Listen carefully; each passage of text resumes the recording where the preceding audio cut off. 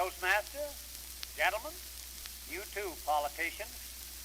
The Democrats are the middle-of-the-road party. The Republicans are the straddle-of-the-road party. So I hereby nominate Mr. Henry Ford for president and christen the party the all-over-the-road party. In the first place, it's too bad he is the competent. That is the only thing that'll beat him. Mr. Ford's a good friend of mine, and years ago, he overlooked the suggestion that would have made him immortal. It was when he went over to stop the war.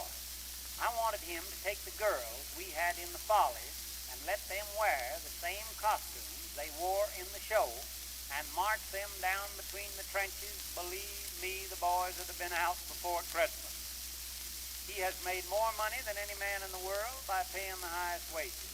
Yet, he don't even manufacture necessities. Neither would you call it a luxury. It just kind of comes under the heading of knickknacks. I was at his home last year and happened to ask him that in case of stiff opposition, just how cheap he could sell his cars.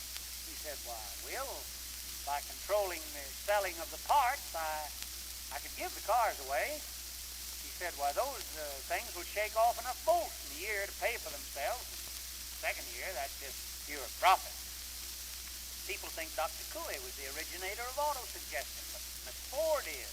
He originated all those suggestions when he made the synopsis of a car. He has just recently lowered the price, $50. That's done to discourage thievery. He is the first man that ever took a joke and made it practical. So let's let him take this country.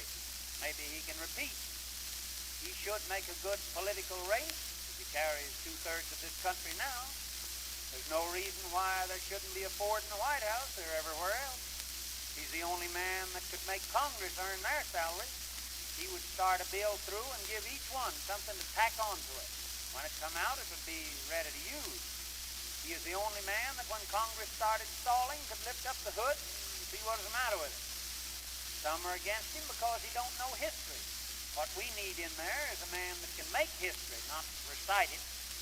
Now, if Mr. Ford will just take another one of my suggestions, he can be elected.